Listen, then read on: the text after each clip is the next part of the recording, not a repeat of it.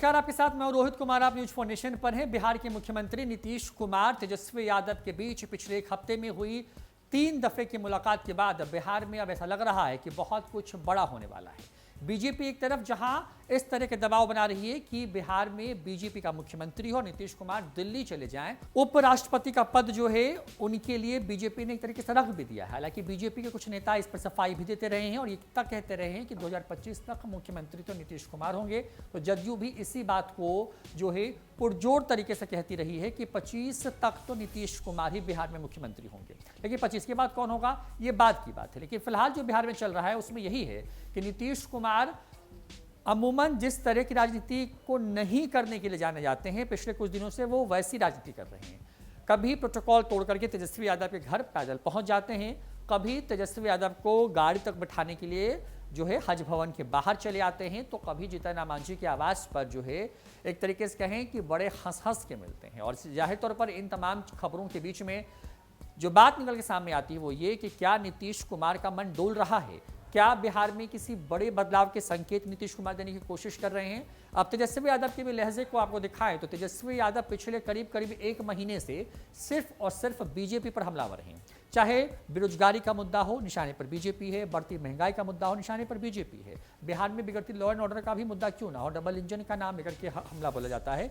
मुख्यमंत्री नीतीश कुमार के ऊपर तेजस्वी यादव व्यक्तिगत तौर पर कोई बड़ा बयान देने से पिछले कुछ दिनों से बच रहे हैं। अब देखिए, खालिया बयान था तेजस्वी यादव से जब ये सवाल पूछा गया कि बिहार में बीजेपी वालों ने तो लाउड स्पीकर बंद करने की मांग कर दी है, तो अमूमन उनका जवाब ऐसा होता कि नीतीश कुमार को सफाई देनी चाहिए। लेकिन उन्होंने शहनवाज हुसैन का नाम लिया। यानी कि तेजस्वी यादव भी समझ रहे हैं कि अगर उनको नीतीश कुमार के साथ आने वाले वक्त में अपनी रिश्तों को फिर से प्रगाढ़ करना है तो जरूरी है कि निशाने पर बीजेपी हो, क्योंकि नीतीश कुमार जब तेजस्वी के साथ आएंगे तो बीजेपी के खिलाफ हो जाएंगे। और बिहार में भी पिछले करीब 15 दिनों से जो राजनीति हलचल नजर आ रही है, इफ्तार के बहाने की जो सियासत चल रही है, उससे कम से कम नीतीश कुमार इसी ओर इशारा करना चाहते हैं और तेजस्वी यादव भी इसको भली भांति समझ रहे हैं। हालांकि तेजस्वी यादव और नीतीश कुमार इसको एक नॉर्मल जेस्चर के तौर पर बताते हैं कि नीतीश कुमार का उनके यहाँ पैदल चले जाना, तेजस्वी यादव को गाड़ी तक छोड़ने आना, ये सब एक नॉर्मल जेस्चर है। लेकिन राजनीति में नॉर्मल कुछ भी नहीं होता है, हर किसी के पीछे एक बड़ी बात होती है।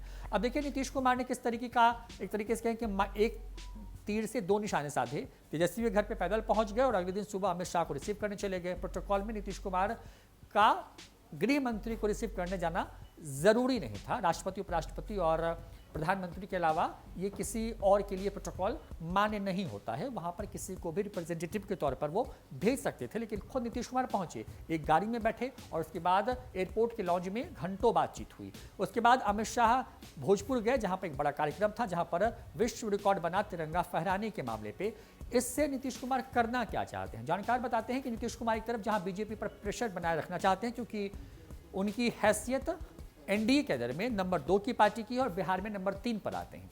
जाहिर तौर पर नीतीश कुमार प्रेशर पॉलिटिक्स के सहारे ये दिखाने की कोशिश कर रहे हैं कि अगर बीजेपी ने ज्यादा दबाव डाला तो उनके पास तेजस्वी का ऑप्शन मौजूद है। हालांकि तेजस्वी यादव की आरजेडी यानी तेजस्वी को छोड़ दें तो उनकी पार्टी के प्रदेश अध्यक्ष ये कहते रहे हैं कि अगर नीतीश कुमार चाहते हैं कि वो फिर से महागठबंधन के अंदर आए तो तेजस्वी को मुख्यमंत्री मानना होगा और खुद की पार्टी का विलय करना होगा। ये तमाम तरह की बातें कही जा रही हैं।